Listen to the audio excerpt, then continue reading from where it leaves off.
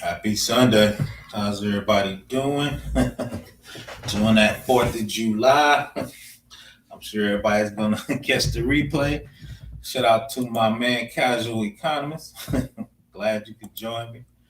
So you see it. We'll talk about AWS DevOps Guru, one of their many thousands of services. So we're going to touch on that. While people following in, we're just going to talk about the videos I did this week. You know how we do it. If we have any questions, just drop them in the chat box and we'll get to them. Just checking my phone, see if we're coming over. So, man, I am tired today. I feel like I'm tired every day. Where's that at? Okay. So let's go over that real quick. This is what we talked about last week. Zero trust. Just checking on it. Talked about zero trust. You can check out the video from last week. Long story short, it's just a framework. Biden actually put it in his executive order. It's just a framework where you're talking about resources, identity, session to authenticate people into authorization, right? You want to kind of use all those three. Then at the top, IAMs, which is identity access and management, password, location, strength of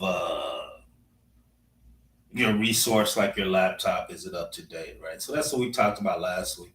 Then the other part of that is high availability architecture, when you actually get an AWS encryption at rest, encryption at transit, encryption in memory, right? So just check it out. It's super hot among the government section. What's up, JM?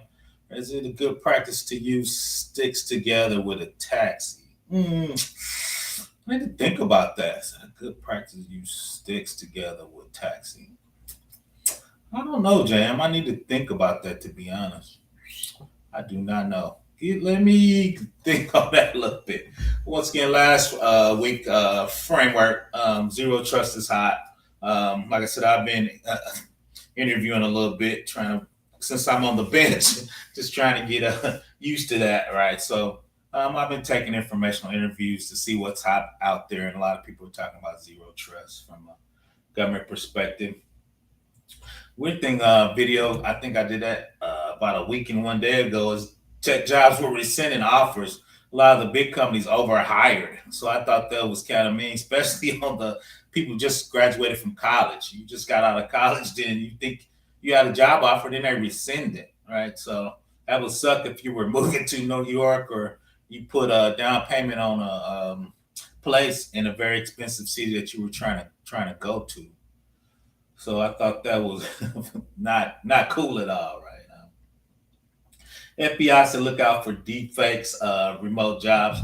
People were taking your identity and filling out remote jobs. One way is nation states are infiltrating companies, and two is that a lot of nation states were making low level money like that. I think they were doing that with some of their junior hackers, their junior red team people. So I thought that was kind of interesting, right? But that's the long game, right? People, nation states using those accounts for 10 years and using your identity, and so it's kind of weird. You're gonna get a W-2 for a job you didn't know you had. So that was shocking.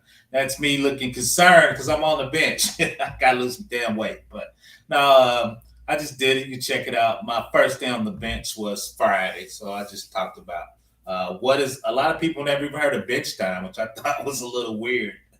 I guess because I've been in the consulting, right? On the bench means basically at a high level is you're a non-billable resource for a consulting company, right?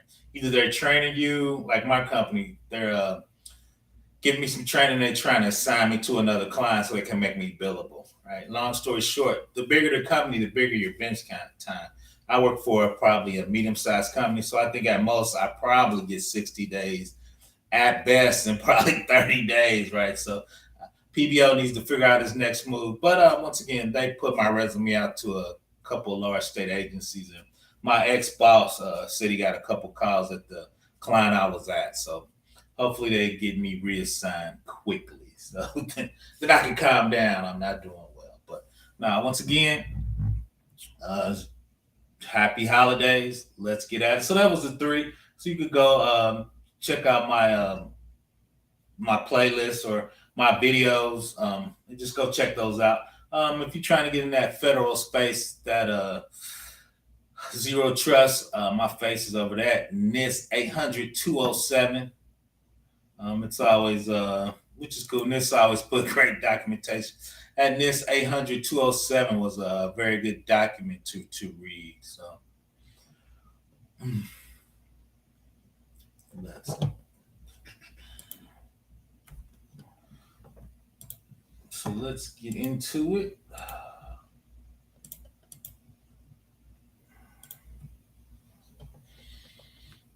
So let's get in DevSecOps, which is the security part about dev operations. The other part of that, right, is the DevOps, and now we're talking really about availability.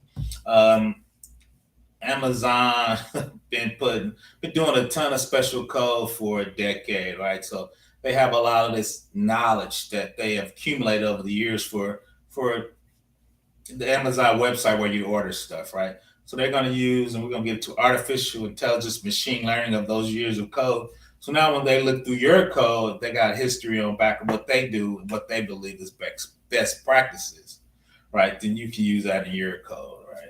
So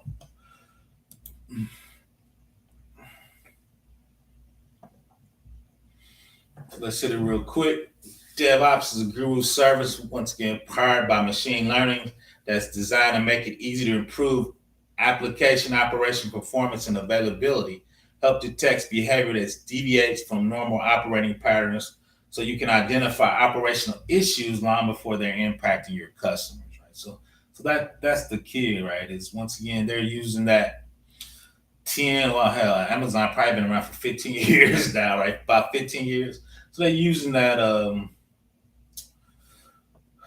their normal operating patterns to match it to yours, right? Once again, machine learning. That's how I think everybody's pushing it. What's up, Helmet? Salute. So, so DevOps Guru uses ML models, machine learning is informed by years of Amazon.com and Amazon AWS operational excellence to identify anomalous application behavior, for example, increased latency, error rates, resource constraints, and others. Helps surface critical issues that could cause potential problems or service outage. When the DevOps guru identifies a critical issue, it automatically sends an alert and provides summary of related anomalies. This likely root cause and context for when and where the issue occurred.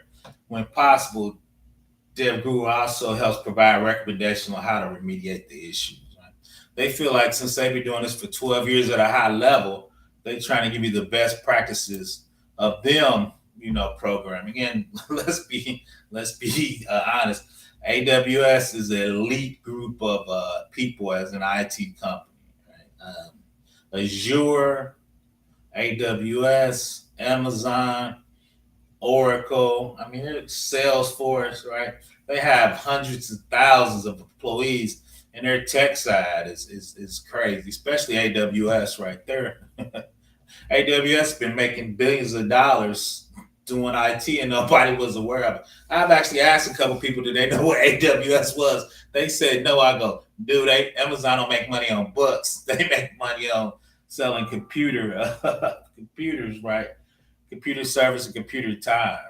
And I guess I just assumed everybody knew that. That is incorrect, right? So how does it do that, right? So you use Cloud Formation or get your AWS accounts because most people you divide your business up by accounts a lot of times. So accounting and having an account, ITD for us as information technology kind of have an account. So that's how you divide your company up sometime by account. And also, which I'm trying to get the hang of is use AWS tags to say, okay, this is this team's development, right? So in a company, you probably have, especially a large company, you will have 4 or 5 development teams. You want to know what time and cost and what they're doing. So you can tag your individuals EC2s or databases, right?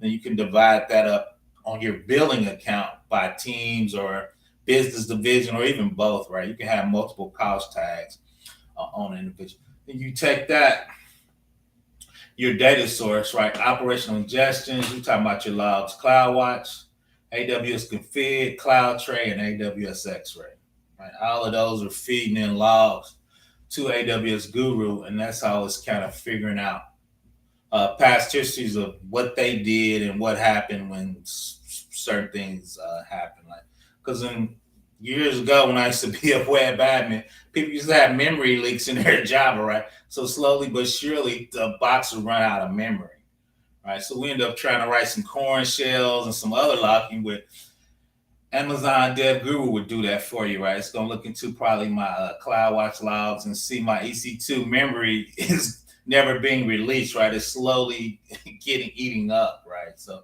then it would probably send me a metric analysis or related event, which could be email and also recommendations, right? So continuously analyze streams of disparate data, monitor relevant metrics to establish normal application behavior, leveraged by machine learning, informed by years of Amazon.com, AWS operational.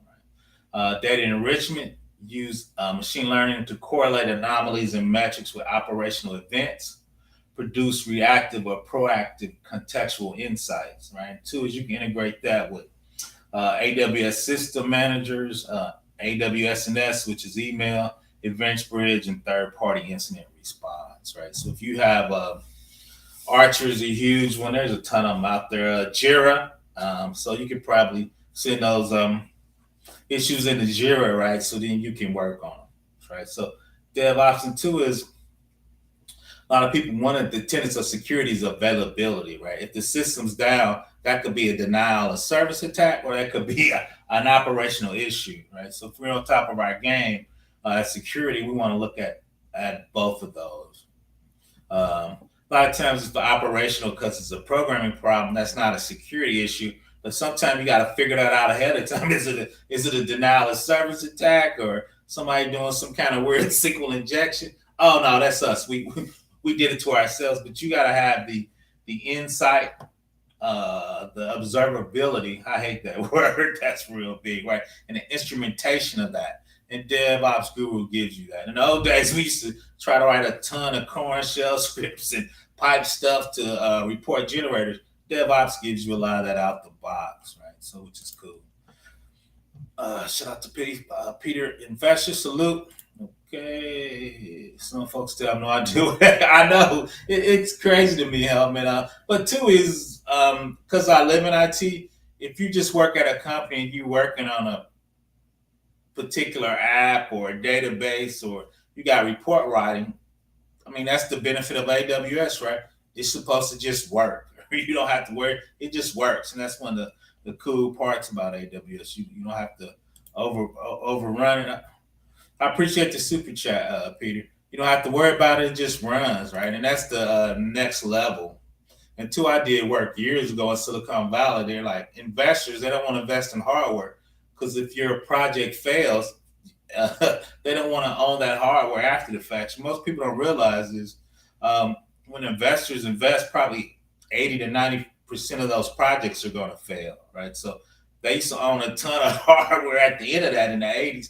Now you spin that up on AWS, and if it fails, or the opposite, if it gets hot, you just spin up more instances and just keep rolling with it, right? Till it makes sense for you to build your own data center. I don't know when it would make sense to build a data center anymore, but I'm sure there's a cutoff or control you want to use. I would just keep it on AWS, Azure, or GCP, to be honest. Just having all those DBAs and networking people, right? I need them. I just don't need as many of them, right? They're all up in AWS, and AWS tells you what worry about your business, your code, or your intellectual property. So if we look at that at the bottom, right, we use Cloud Formation, was just this automation for AWS, kind of like Ansible or Jenkins, right? Those are automated tools. So Dev Guru, you spin it out your cloud formation. We're going to start doing some labs on that to work on that automation. And then we talked about this in code pipeline. When you do code deploy, cloud trail, cloud watch, cloud commit, right? They all create logs, right? They all create logs that machine learning is going to go through, right, and figure out, okay, is this normal bandwidth? Is this EC2 for this size eating up memory for this long, even when the requests are going down? Is that normal, or is that a proactive something we can do? Like, oh, there's a memory leak, we should automatically set it up to restart, right? Or just different metrics that is going to be inside DevOps Guru analysis. Right? It's going to send it to SNS where you can get an email or ops item where it's going to give you the item to check. Right? Increase this EBS or switch this over to a queue. Right? From those years of Amazon doing that type of programming for them, that can give you recommendations. Right? And here they are at the top, notify Dev Guru users the other way.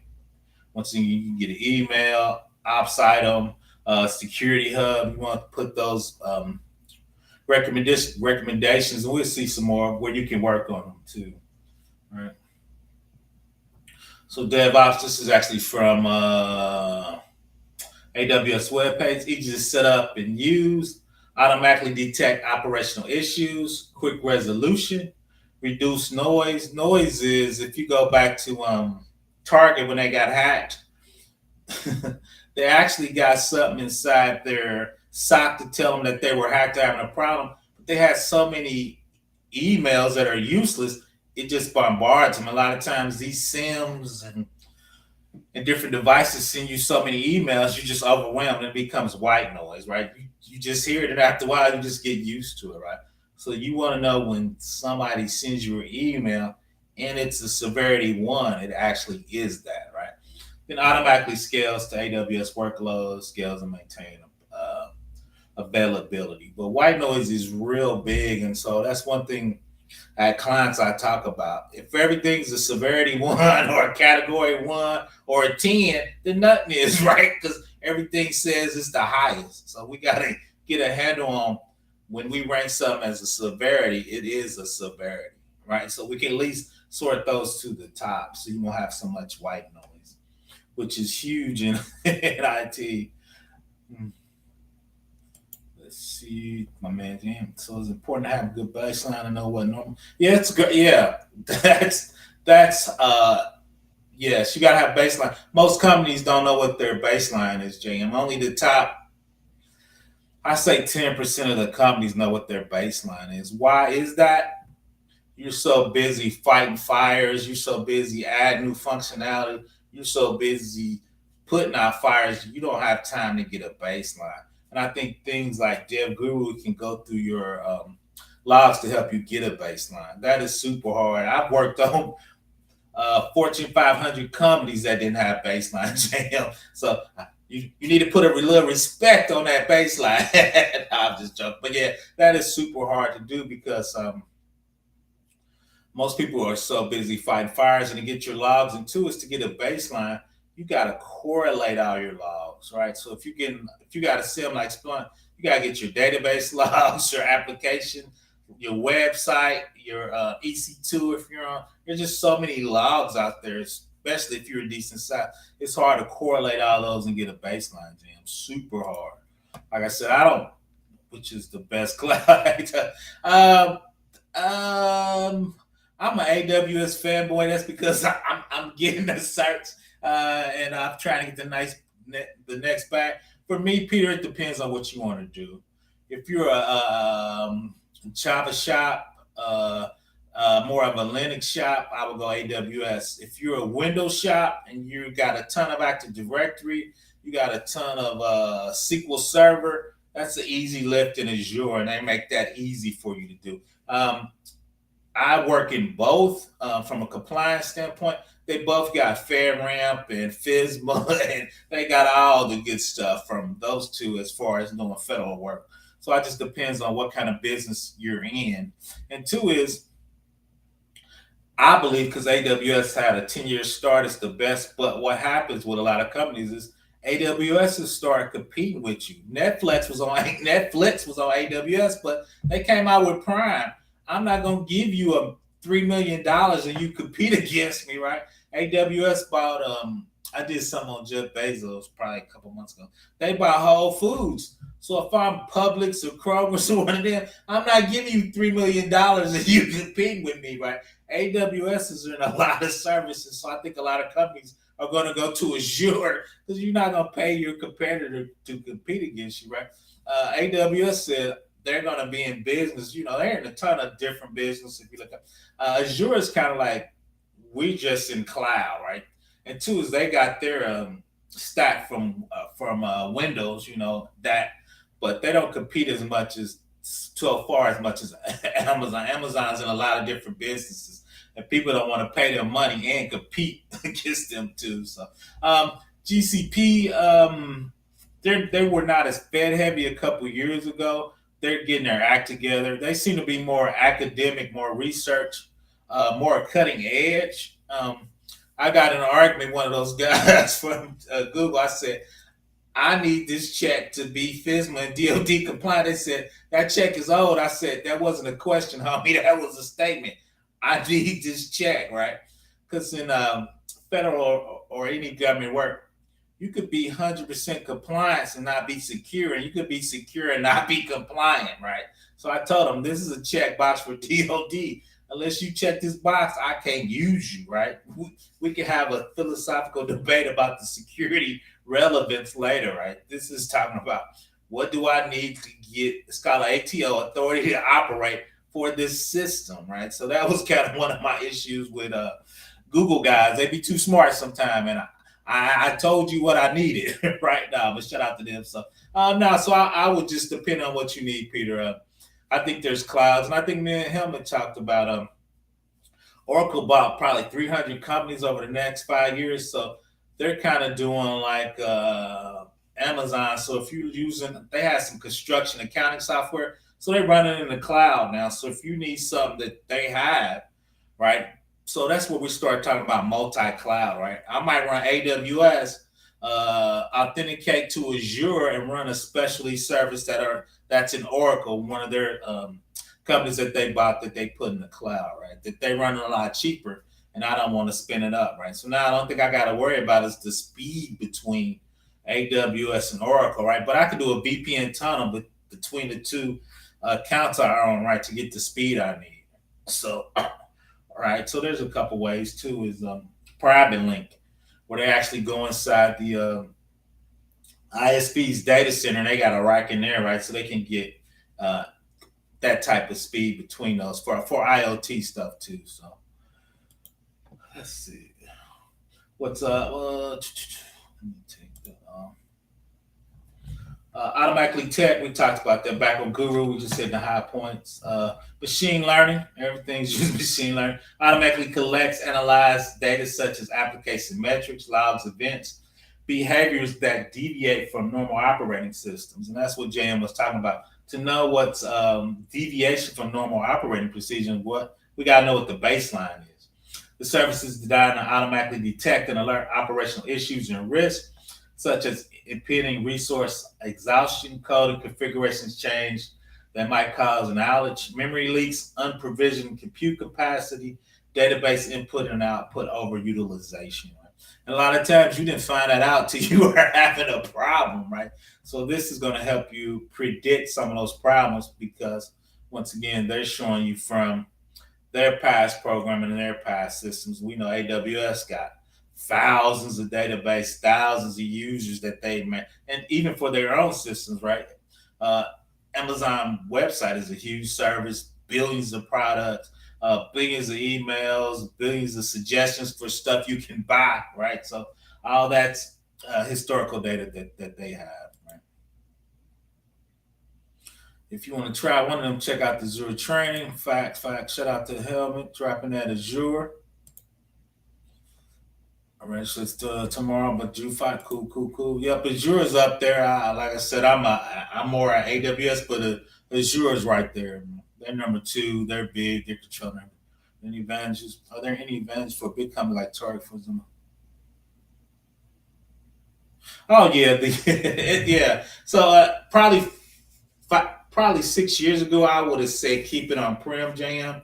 Yeah, the advantage of it is I would keep my internal security team, maybe cut it in half. But once I put it into the cloud, once I start using DevOps, Dev Guru, they got a ton of stuff up there, and that's going to be my next thing. I keep thinking it's programming dead with all these machine learning stuff to give you snippets. But no, Amazon and Azure's got thousands of security people. I think Amazon's got 4,000 security people on deck. You just can't match that knowledge base, JM. And two is they just told you we've been doing this big for 20, 25, 40, not 25, 15 years, right at a high level where most people are trying to ramp up their security. And if you look, I do compliance, so SOC from a security operations standpoint, then SOC from a compliance standpoint. They got a ton of services that help you with your SOC, right? They got Amazon Guard Duty that'll go through all those logs and look for threats, right? They got Amazon Detective that'll go through your logs and look for things that are vulnerabilities inside AWS or even stuff you spun up, right? If you want to spin your own Oracle database, Amazon Detective will go through and say, okay, these are your vulnerabilities. This is Cat 1 or Cat 2. So I think it's a huge advantage because unless you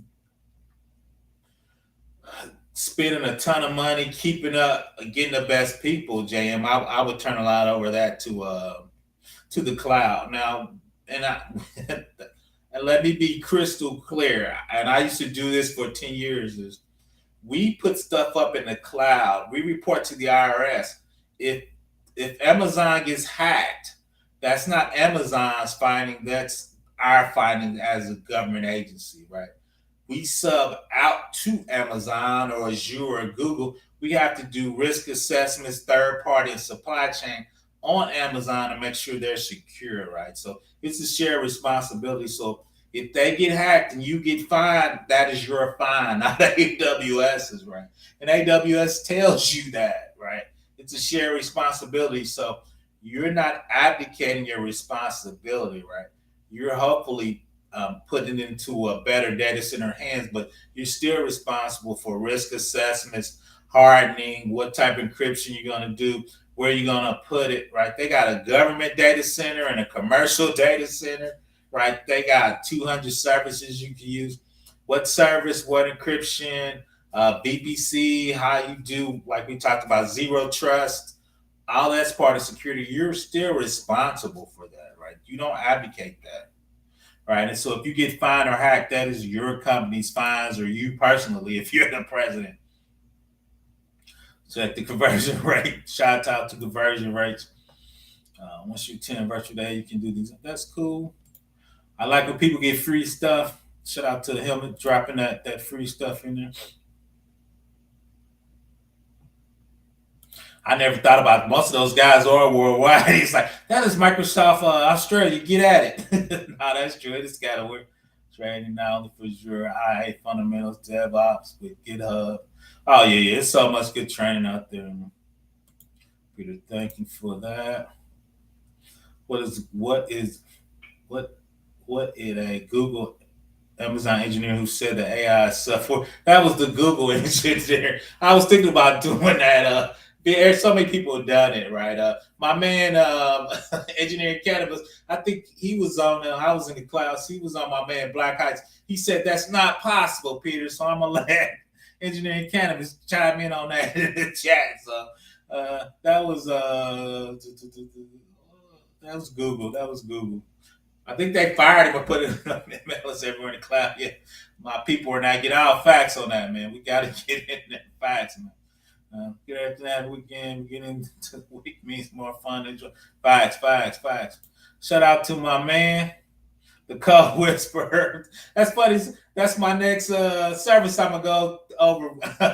Keep it techy. He do. It's called Code Whisperer. Salute to Keep It Techy. Go check him out, man. I think the base of me for cloud and IT because I'm a Linux guy, man. I love that Linux world. I've been doing Red Hat off and on. I'm not good as Tam, but I can do a little Linux. So go check out his free course. Drop that free course in there, Keep It Techie. Check his free course out, man. I think Linux is definitely one of the things you need to get into. Yeah, happy for it, man.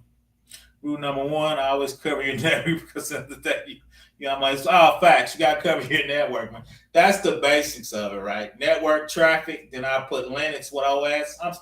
I do a lot of Windows, right? Because the desktop. But usually my back end, back office is going to be Linux, right?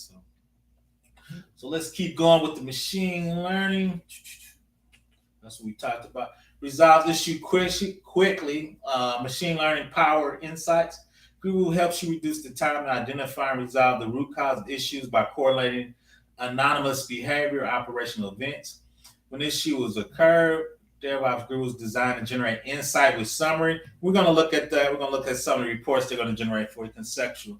When possible, helps you provide actionable recommendations for remediation, right? So, and that's what I was talking about. And years ago, I was a web admin and some applications had memory leaks, right? It took us a while to figure out, why is the memory not, why does the memory keep going up and never release, right? It's a memory leak, right? It means it's slowly going to eat up your memory and that, web server is going to turn over. And back then, we didn't have all those scaling groups. You had to restart it manually, right? We start figuring out we can restart it on a cron job. Shout out to Keep It Tech. You get your Linux skills up. We had cron jobs to start at night, right?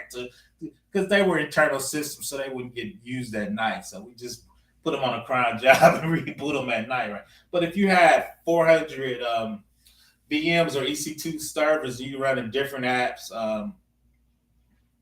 running Lambda, right? Web service calls, running calling other web service calls a lot of times. You don't have a full understanding sometimes of when at scale, meaning when you get in production, how they're going to react. Is this one service going to get called more than the others? And it can get back and reduce that memory. So that's where this will come in handy, right? My main engineering cannabis. Give me 1 second. I'm dog sitting. The dog came in. Give me 1 second.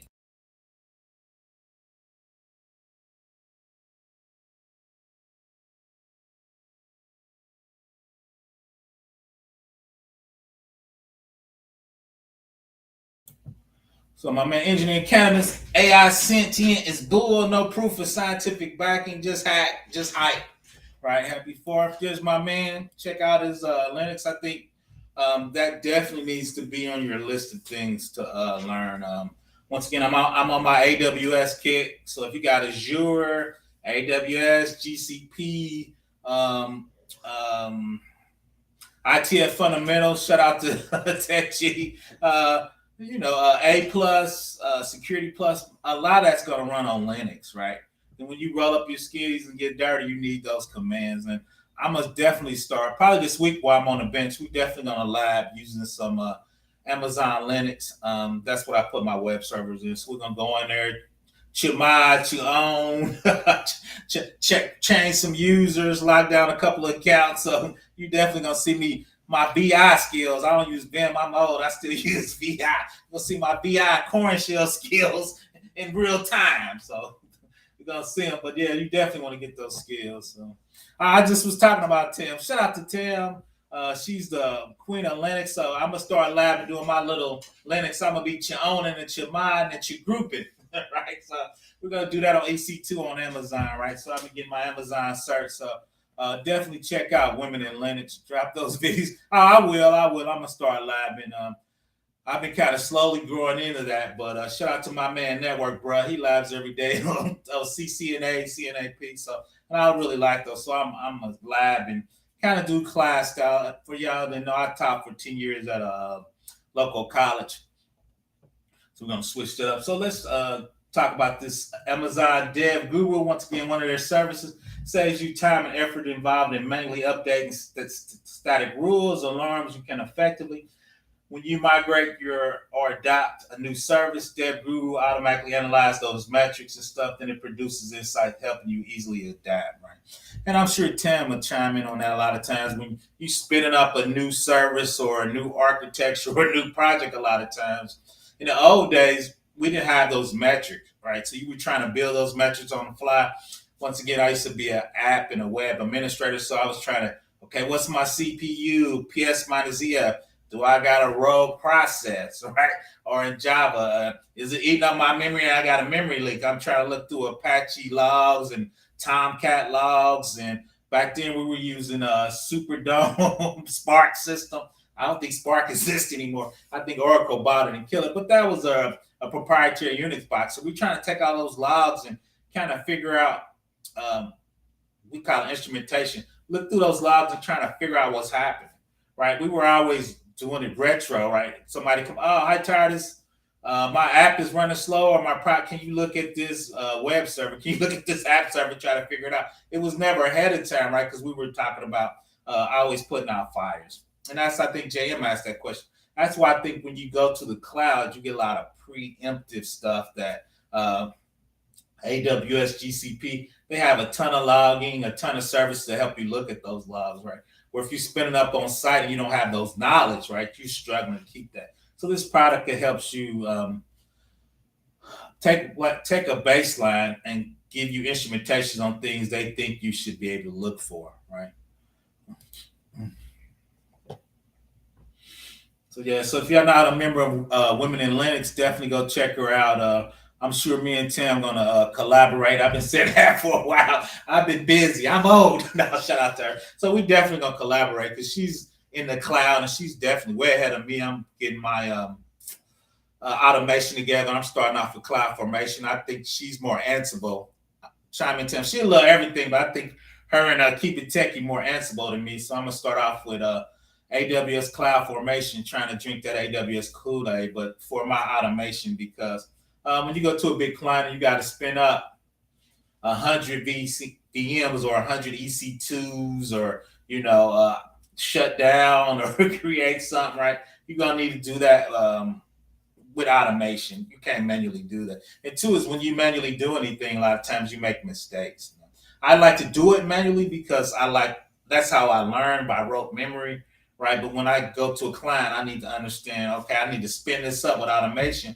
But if you do it manually and you go through hurdles, that's how you learn when something's broke. Oh, my security group's right, or my NACL doesn't look right, or I don't have my internet gateway in the right spot, right? Or I'm in the wrong AZ, which is a data center in AWS.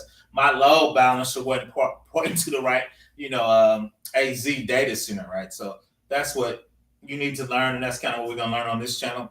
I appreciate the super chat. Shout out to Chan for the $2. I'll put that on my barbecue, even though I'm supposed to be on a diet. Shout out to barbecue for tomorrow. But so once again, Amazon Dev Guru, easily scale, maintainability. And this is two things: IT operators reduce alarm noise and overcome alarm fatigue by using pre-trained ML models to correlate and group anomalies and surface the most critical ones, right? Which means you can focus on your root cause of your issue and remediation. A lot of times when a lot of times when I go on site, that happened to Target. If you look at the Target breaches, they were getting the logs, but they were getting so many false alarms, they didn't know which one was real. If everything's a priority one, you don't have a priority one, right? So I think DevOps Guru helps you with that white noise, and so you don't get overwhelmed with false positives and things like that, right? So it's going to help you. They got 15 years of knowledge on that. And this is what we talk about: distributed complex architecture and operational excellence. As an application becomes distributed and complex, operators need more automated practice to maintain application availability, reduce the time spent on detecting, debugging, and resolving operational issues. Application downtime caused by misconfiguration, unbalanced container clustering, or resource depletion can result in significant revenue loss for an enterprise, right? So once again, it's going to recognize that ahead of time before you have those problems. right? And a lot of times when you first spinning up an application, unless you have those skills, a lot of times it's hard to get your kind of your operational dial set up, right? What are you looking for? When are you looking for? And like I said too, is when you're distributed and you're getting more complex, right? Are you in multiple regions? Shout out to my man. He was sending the Australian Azure class over, right? You can have that, VPC in Australia, China, East and West Coast in the US, Midwest in Ohio. So when you got stuff distributed and complex, how do you monitor it, right? So that helps you do that. In many companies, company must invest developer time in deploying and managing multiple monitoring tools, metrics, log traces, events, and storing them in various locations. Developers or operators also spend time developing and maintaining custom alarms to alert them to issues such as sudden spike in load balancers, unusual drops in application request rates, when problems occur and receive multiple alerts related to the same issue, and spend time combining alerts to prioritize those needs for immediate attention, right? So if you have multiple things with your database, but one of them is in a database, one of them is web server time connected to the database, DevOps Guru is going to put all those together and say, okay, these were in 5 different logs, but they are related to the database, right? So it helps you go through and say, okay, is that a web server problem or is that a database problem? Or am I in a corrupted database? Is my database running out of memory because it's becoming overused? So it's going to put those issues together for you on the dashboard. We're about to look at that. So to help you figure those out. I appreciate you, Kev Tech. Now I'm adding that to my barbecue fun. Kev Tech. I need some lose some weight like Kev Tech though. PBO got to eat better now. But check it out. Everybody go check out Kev Tech. I'm pretty sure most of y'all know who he is because I got most of my subscribers from Kev Tech. Shout out to Kev Tech. And I definitely, when people get started, that help desk life, that's a good life, man. That's a good way to get your feet wet. So I'm definitely gonna send you to Kev Tech. Then I want you to graduate up to keep it techie, get your Linux on. Then when you really grow up, you got to go see Tam because she building bare metal, right? So there's a lot of people in here to help you, get your skills together. I'm not arrogant enough to think I know everything, so I'm gonna send you to the best person for the best job. And 9 times out of 10, it's not gonna be me. PBO got a certain set of skills that I roll with.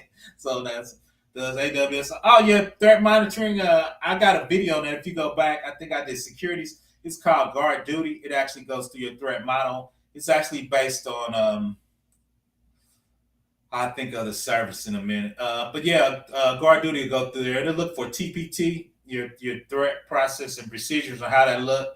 Guard Duty will do that for you, JM. And it's part of DevSecOps. We're going to do that in the lab. So as you put your stuff in production and you start running, we're going to have Guard Duty go out and look through the logs with DevOps Guru, and it's specifically going to look for threat hunting, right? And 2 is if you're a big company, I know the company, we probably put out a terabyte of information. We got 1,000 VMs. They're all pumping out logs. We're all putting them in a centralized SIM. So you really can't. It's hard to manually look through that, Jim. So we actually have a service. I don't want to say this, but I would recommend Guard Duty in AWS. If you look at that up, I'm 99% sure that was threat modeling for that. So that's what I recommend to clients who are in AWS. It was pretty reasonable to, and 2, they keep adding it to the threats, and as they find stuff, they add it to that service. So.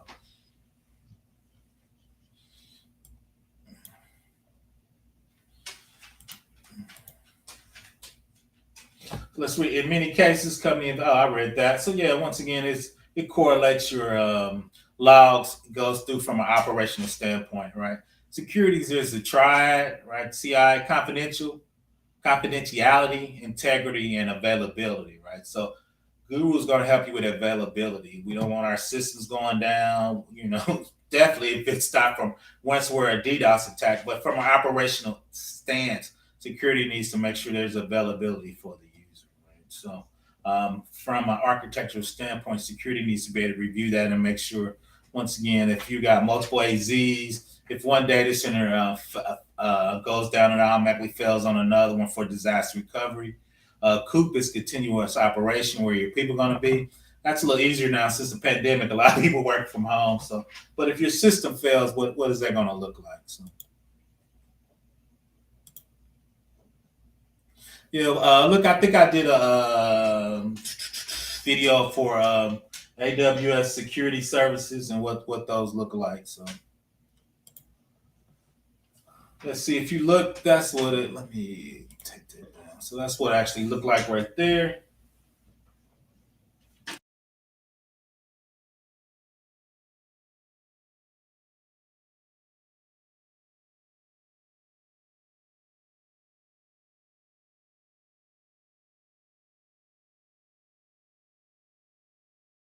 But yeah, if you see guard, you see at the bottom CloudWatch Trails. That's the cloud formation. You can reset that with Ansible, right? So that's going to automatically build your infrastructure down there, whatever that would be. Then you would use CloudWatch, just logs from the operation for your AWS. Cloud Trails is your API. So when you do API calls, it's going to do API calls from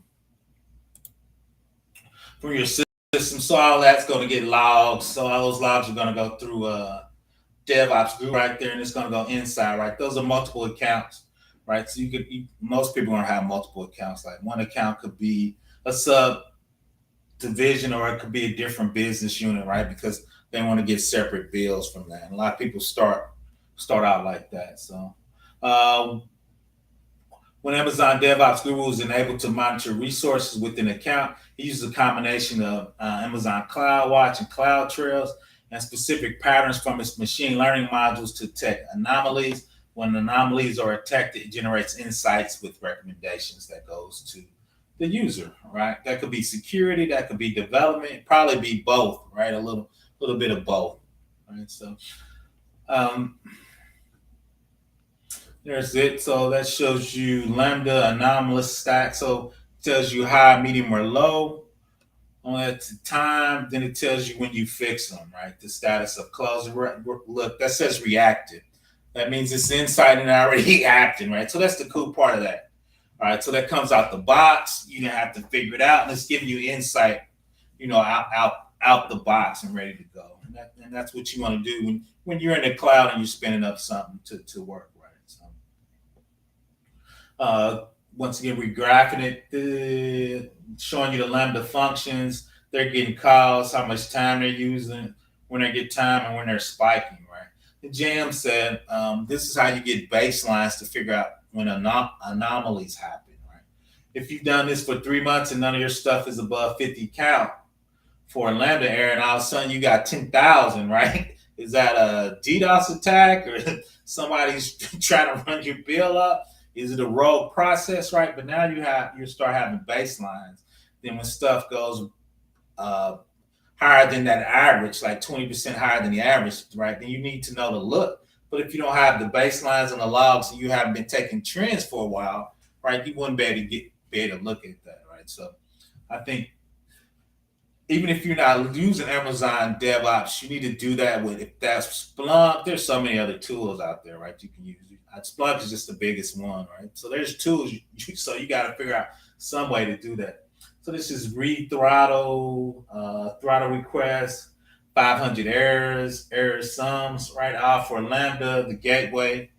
Once again, these are looking through your logs, and they're now it's rolling your logs up, right, and giving you insight, right? So there's data, information, then there's insight, right? You can have a whole bunch of information and not get anything out of it, right? You can have a whole lot of data. You can even get information and kind of understand it, but when you start getting insight, what is insight? This is telling you what that data means and what you need to do with it, right? So now we're going to talk about CodeWhisperer. It's similar to DevGuru, but this is for developers.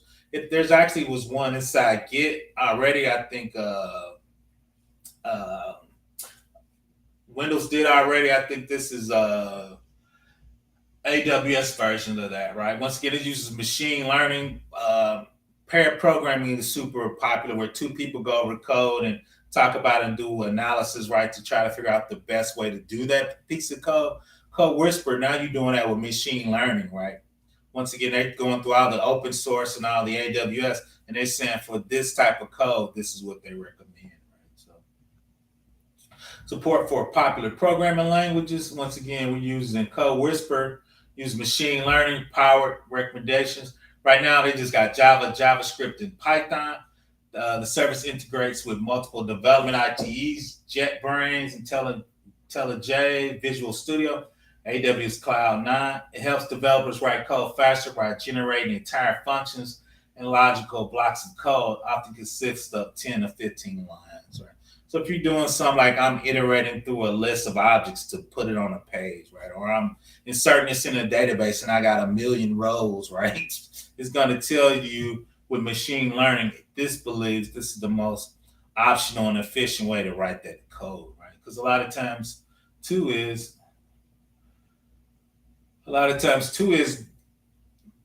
there's nothing that's really super new, right? Especially in programming. When you talk about new things, you're talking about some kind of business function that makes it new, right? It's not the code you're inserting into the database. You're going through a list. You're doing some statistical analysis on it. That's not new, right? It's how the businesses use it to sell it to somebody that's new, right? So there's not a lot of new programming constructs. It's how you put those constructs together to make it a project or a unit to sell to someone, right? So talking about CodeWhisperer now, first class support for AWS's API. Makes it easy for developers to use AWS service, providing code recommendations for application interfaces. Now, everybody are making API calls to different services, right? Including EC2, Lambda, S3 storage, which is their file system. As you write code in your IDE, CodeWhisperers automatically analyzes the comment and assembles the code using relevant cloud services and public software libraries for a desired functionality. It then recommends your code snippets and even your entire functions directly to the IDE to meet the best practices, right? So probably what am I going to do now is this the death of the programmer, right? If it's going to whisper and give me the best 15 lines, right? Do I have to be a good programmer, right? Can I be an average programmer and Whisper is going to make me a great programmer, right? Is that the death of the programmer? Right? So ready to use code customized for you. Trained on a variety of data sources, including Amazon.com. Open source code generates code similar to how the developer will write it. The service understands comments written in plain natural language, generates code based on the developer's intent, and matches the developer pattern and style. As you type, CodeWhisperer even provides recommendations to complete the comment itself. You can accept the type recommendation or view more recommendations and simply continue to write your own code, right? So that's the the next step in coding, right? So the cool thing I liked about it is it's going to use your style, right? So I got the best function, but I'm going to put it in your style, right? Some people like to start with upper and lowercase or upper, making the word to make it readable. Some people are small case. Some people make it unreadable, right, by using AA and DDD and BBB for variable names, right? And this will kind of help you smooth that out, right? So let's see what Andrew's got. A good list of ideas, learning Python. If anyone's interested, be sure to check him out. Oh, that's cool. Python's on my list of things to learn, but it's like third. But yeah, go check him out. Tell him to use this, man. You can get some recommendation. Hello, how are you doing? Lovely angel lady. Barbecue tomorrow. Most definitely, I'm gonna make my son cook. When you're old, you got old kids, you can make them cook. So, but once again, it's gonna look through your code, and a lot of times you got to comment in your section what this function is doing. All right. I hate commenting, but you comment. It's gonna read your comment and say, okay, this person's writing this type of function. I can tell by this loop and this object, right, or this array list, right, that he's gonna iterate it through it, do some calculations, put it on the page. This is the best function for Python. They just had a few coding languages, but we know those coding languages are going to expand, right? So responsible use of AI/ML, responsible use of artificial intelligence and machine learning technology is key to fostering continuing innovation. To help developers build applications responsibly, CodeWhisperer provides security scans to detect vulnerability in your Java and Python objects. Right, so there's a thing called OWASP Top 10. If you go out there, it's really for application security. And a lot of those are what should you do for validation, SQL injection, command injection. A lot of that's due because you're not validating your input as it come in. So those security things will be checked, as you write your code, right? Code which provides security scans to detect vulnerabilities in Java and Python. The provided reference tracker detects whether the code recommendation may be similar to a particular code whispering training data and can provide those referencing to you. This allows you to easily find and review the reference code and how it's used in context of another project. CodeWhisperer also empowers developers to avoid biases by removing code recommendations that they may be considered biased and unfair. Right. So I don't so it's actually thinking of biases and that. But once again, it's looking for a known programmer's issue, like if they don't validate their code, they don't do bind variables when their SQL come in, so you can do SQL injection, code injection. If you upload stuff and it goes to the disk and not databases, what kind of virus protection you have, and when it writes on the database, right? It should be written as the definitely not root, definitely not owner of the code, right? It should be written out as probably as a different user with no permissions to execute anything on that disk, right? Especially Linux. So when you upload it, right, it's just a blob of data with no execution and no rights, right? Just to get passed around inside the program. So CodeWhisperer is going to help you do that. So let's see. So you can be a beginner programmer, that will help you, right? I don't know about beginner, but yeah, it's gonna help you. I don't know about beginner, but if you're intermediate, it's gonna help you get to advanced, right? But there's been code generators out, but they generated a block of code. I don't think they actually used artificial intelligence, machine learning, and kind of figured out and brought in the best code than actually try to put it in your style, right? So I read somewhere somebody said it's stealing other people's code and giving the other person credit for it, right? So that's an interesting take. But yeah, so it's just gonna hopefully take a lot of beginner mistakes out of your program, right? Um, we just talked about this code, which provides security scans for Java, service include reference. We just talked about that. Additionally, requires developers to avoid bias. I think I cut that out and put that in red. Um, for me to do, most coders take time to go through OWASP top. No, most coders don't know what OWASP top 10 is, JM. Security just really got added probably in the last 5 years from, I guess, from an enterprise standpoint. And a lot of times I think programmers, they just so used to getting features out and pushing features out.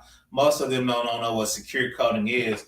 I know where I worked at, we were really pushing it out. I would meet with the developers. We would go over the OWASP top 10.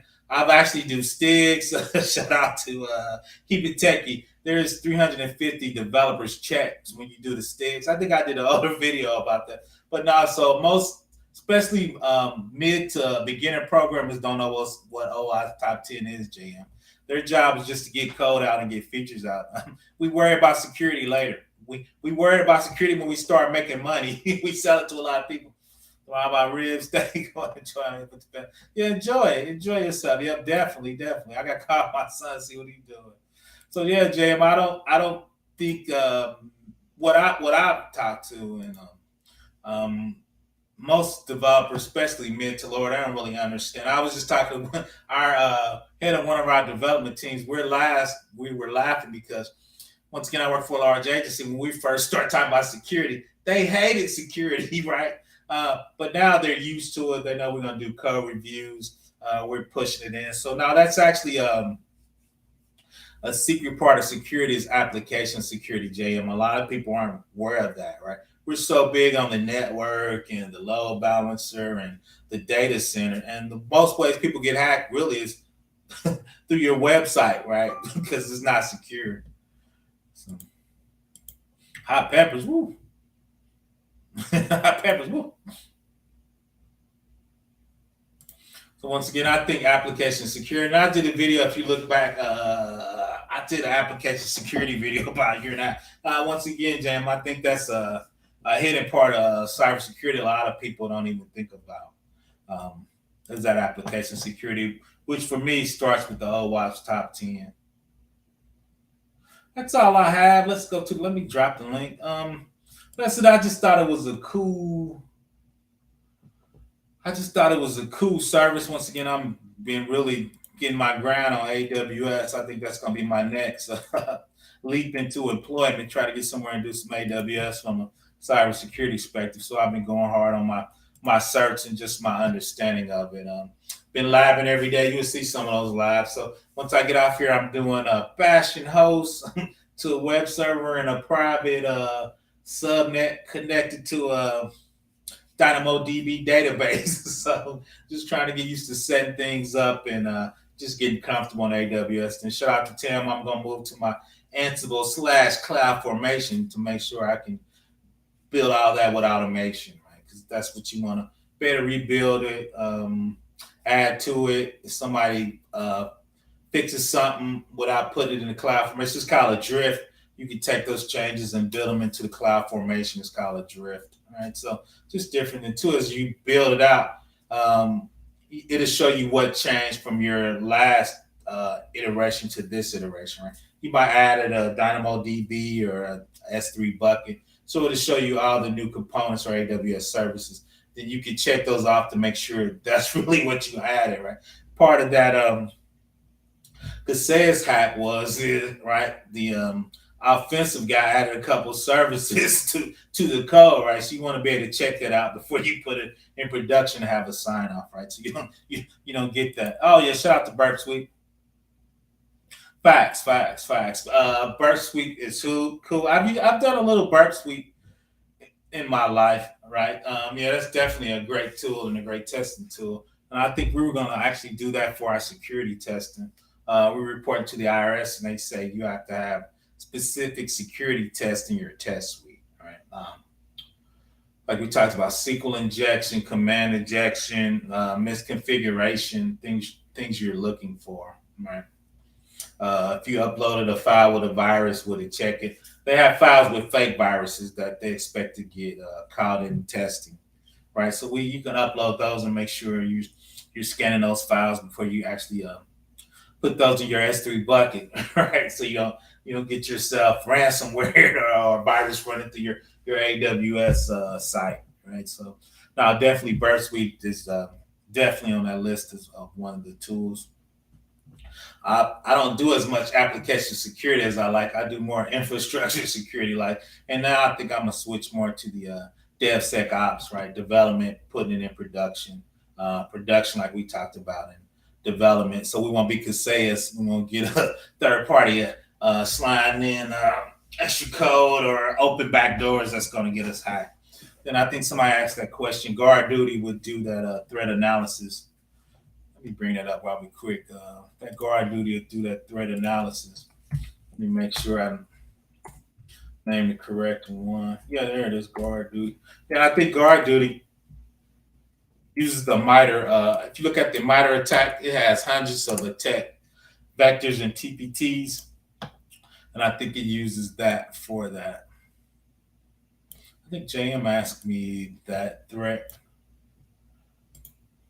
So we use Guard Duty, use threat detection. Let me make that a little bigger. So that's the service we were talking about. I'll make sure I give you the right information. So yeah, Guard Duty, threat detection service that continuously monitors your AWS accounts and workload for malicious activities, deliver detailed security findings. So Guard Duty comes in, you activate it, it looks at your workload, your containers, and your logs there, intelligently detects your threat, then it can put it in your OPS or whatever you want it to do for your detailed findings for you to work on, right? So, and I'm actually going to do a reference implementation of what I think is zero trust, 3-tier. These are the services you need to put in your base settings to look for the bad guys. So, boom, boom, boom. Have you used multi-memo to test mobile? I have not. I don't do a lot of mobile apps, JM. I should. I need to do. I have not. That's why I said I have not done any of that, to be honest, JM. We're still on web apps and the basic stuff. I always feel like if I get my back end infrastructure, my front end mobile app will take care of itself. So right. I feel like once you upload it into AWS, and if I got guard duty, everything's encryption in transit, encryption at rest. The one thing I'm thinking about, I'm glad you mentioned that, and I'm actually setting up a lab for that. I keep saying I'm a lab. You know,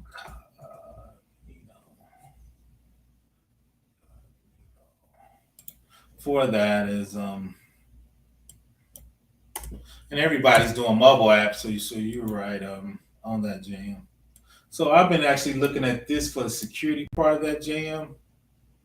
Amazon Cognito, it takes your sign up and sign in. You get 50,000 active users, which most people don't get 50,000. Cognito lets you users sign up, sign in, access control to your web. You can sign in with your Apple, Google, and Facebook. One of the features there was security. Uh, you put them in users pool. It's got advanced security, protects your users, risk-based adaptive authentication, protects from use of compromised credentials. Uh, you can use Active Directory. You can use standard-based authentication. You can use adaptive based authentication. It checks on the dark web if you're using a username of or user that's already been compromised. It lets you know, and it's good with these. Everybody know I do federal security, so it's good with those compliances. Let me make that a little better, bigger at the bottom. So that's what I'm looking for, JM, as far as what I'm going to use for my mobile app security wise from AWS Cognito. Then that with like we talked about last week with Zero Trust with Cognito backing that, I think it's going to help me with a lot of those securities from a mobile app, JM. So that's kind of what I'm going to look at. And we're going to lab out. They're doing AWS Cognito, looking for it. That's cool. I think I saw that too. AWS has a ton of, like you said, training and stuff. Shout out to them. They put most of their events on YouTube. So I'm always looking at some AWS event or YouTube, especially if I'm studying for certifications or just trying to get a little more in depth into that particular subject. I was looking at security for S3 bucket and security for VPCs, so I was really into that. So shout out to them. In the future, could you do a series about appliance monitoring that could cover how to read different logs, IPDF? Yeah, I could do that. Let me put that in there. Like I said, I kind of did that. I just need to flesh it more out on that. Yeah, I can do that. Application monitoring. Because I think I talked about different pieces of it, but like you're right, it deserves its own video on that. Like we talked about too, is you want to master that so you won't have so much white noise and emails and 50 number one sitting in. The big dog of that really is Splunk, right? Splunk takes all those different. Splunk is super expensive, but Splunk was the big dog for that for 10 years. I think there's a lot of other services out there now that does that, but the big dog that really started that dominates that, especially on big companies, is Splunk. Uh-oh. I appreciate that, Ken. I need to get out there and walk, especially I'm dog sick. So I'm about to take the dog for a walk. And I ain't getting 20,000, but I'm going to get a few in. But I got to get back on my walk. So, but that's it. Once again, let's roll up to that. AWS DevOps Guru, just a good service, giving you operational insight, looks through your log. It's giving you their 15 years of history, right, to help you understand what stuff's going to happen before it happens. Then when it happens, what kind of dog? I don't have a dog, JM. It's my attorney's dog. It's my attorney's dog. He came in town, so I usually watch his dog when he's certain Airbnb doesn't like dogs, and he stayed with his father. And his father doesn't like dogs, so I love dogs, so it's not a big deal. So, and she gives me free legal services too, so I can watch her dog. So it's simple for me. So just dog watching. It's an old pit bull mix. It's older. It's like 12. It's limping like me. So we're gonna enjoy our walk, JM. The old dog and the old person. We're gonna get our walk on. So we're gonna enjoy it. I want everybody to have a great 4th of July. Like I said, I'm on my AWS, so you will see it. I'm trying to get my DevSecOps on for a little bit. I like to pick um, I guess process or a certain facet of AWS, and I think DevSecOps is a kind of a hidden gem. I appreciate that, man. Enjoy the rest. I appreciate that. So I'm out, y'all. Everybody have a great weekend. I'm about to relax a little bit. Like I said, walk this dog in a minute. It's 4 o'clock my time. Everybody have a great holiday and enjoy your 4th.